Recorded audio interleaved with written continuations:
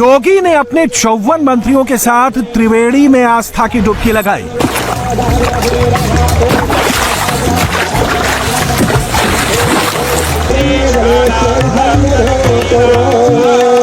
ब्राह्मण, राजपूत, दलित, राजभर, नोनिया, निषाद, कुर्मी, कुशवा, वैश्य, मुस्लिम सभी जातियों के मंत्रियों ने योगी के साथ आस्था की डुबकी भी लगाई। संगम में सनातनी एकता का संगम देखने को मिला। 54 मंत्री मेरे साथ प्रयागराज के संगम में एक साथ डुबकी लगाए हैं। श्री अरविंद केजरीवाल जी से मैं पूछना चाहता हूं, क्या यमुना जी में वह भी अपने मंत्रियों के साथ जाकर के स्नान कर सकते हैं क्या? इंटरेस्ट ही नहीं है यमुना जी को साफ करने में। जिसका इंटरेस्ट है वो देखो, जो प्रयागराज के कुंभ में हर दूसरे दिन योगी जी वहां पहुंच जाते हैं, क्योंकि उन्होंने इसको एक चुनौती के रूप में ले रखा है। 100 साल का गैप है चीमा साहब आपका भारत से अलोन, दूसरी दुनिया से नहीं कहूंगा। और जिस स्पीड से आप नीचे जा रहे हैं, शासक कमती और हमारे जो अंदर हुए गुलामी है ना, ये कितनी ज्यादा है बरसगीर के लोगों में। अमेरिका, गोरस्तान, गोरे का मुल्क, वहां रहना है, वहां जाना है, तो उसके लिए क्या क्या कर रहे हैं। ये जो करंट एडमिनिस्ट्रेशन डोनाल्ड ट्रंप का आ रहा है, इसमें जो बंदे हैं सारे के सारे, many of them are very pro India. Marco Rubio ने पिछले साल law to pass a law to so that America treats India as a NATO ally. American की जो बॉडी लैंग्वेज है, ये जो नई एडमिनिस्ट्रेशन आई है, इंडिया के साथ बड़े कोजी नजर आ रहे हैं, बड़ा माहौल बना है।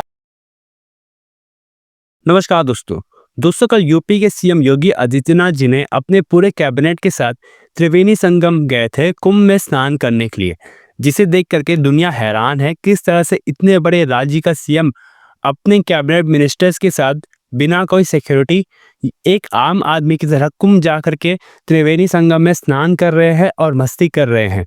और स्नान के बाद योगी जी ने बताया, इस कुंभ में किसी भी तरह का जाति या वर्ण नहीं है, यहाँ सभी लोग स्नान कर सकते हैं। और इसी तरह से योगी जी के भी जितने भी कैबिनेट के मेंबर्स हैं वो सब स्नान किए हैं, जो कि सनातन का एकता दिखाता है। और इसके बाद योगी जी ने दिल्ली के सीएम अरविंद केजरीवाल को चैलेंज करते हुए कहा कि अगर अरविंद केजरीवाल भी इसी तरह से दिल्ली के यमुना में अपने कैबिनेट मेंबर्स के साथ स्नान करके दिखाए, क्योंकि इस वक्त यमुना काफ़ी ज़्यादा प्रदूषित हो चुका है। लेकिन दोस्तों, पाकिस्तान इस चीज़ को देख करके काफ़ी ज़्यादा हैरान है किस तरह से योगी जी बिना किसी थाम जाम के कुंभ घूम रहे हैं और त्रिवेणी में स्नान कर रहे हैं। तो चलिए इसी पर आगे पाकिस्तानी मीडिया का रिएक्शन देखते हैं। कुंभ के स्नान से, जिसमें योगी जी ने अपनी पूरी कैबिनेट के साथ कुंभ में स्नान किया था और उसको स्नान करके और अखिलेश यादव के पीडीए की हवा निकाल दी थी। कोई पूछ लिया था उन्होंने कि भाई यहाँ कोई दिख रहा है तुमको कहीं किसी पूरे कुंभ में कोई जात पात छुआछूत किसी प्रकार का कोई और अलग थलग होने वाला मामला? यहाँ सारे जाति संप्रदाय सब लोग जो है वो एक ही गंगा जी में डुबकी लगा रहे हैं। अब कोई ये नहीं देख रहा है कि भाई किसके स्पर्श से कौन सा पानी जो है वो नहाने लायक नहीं रह रहा है या रह रहा है। और ये भी बताया कि ऐसा शताब्दियों से सहस्राब्दियों से ऐसा ही होता आया है। ये सारा जात पात का झगड़ा कि हमने उनको कुचला, उन्होंने हमको दबाया, और ऑपरेशन दलित दमन, पद दलित, सारा किस्सा मनगढ़ंत है। जी हाँ, कुछ बुराइयां आई हैं, आती रहती हैं, लेकिन सनातन में सदैव सुधारवादी संत और नेता आगे आते रहे हैं और समाज सुधार भी करते रहे हैं।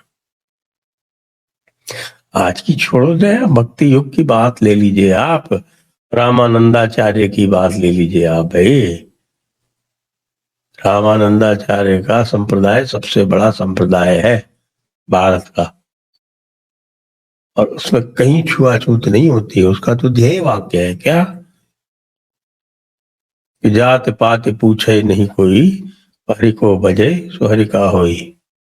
रामानुजाचार्य जी का बड़े किस्से हैं, उनको जो शिक्षा दी गई वेद शिक्षा दी गई और उनको ये कहा गया कि भाई ये जो है आप केवल किसी पात्र को ही आप बताएंगे और किसी को नहीं बताएंगे।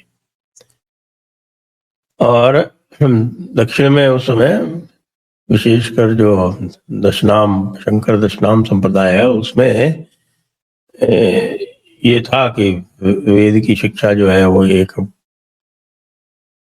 बिल्कुल उसको सीमित रखना है।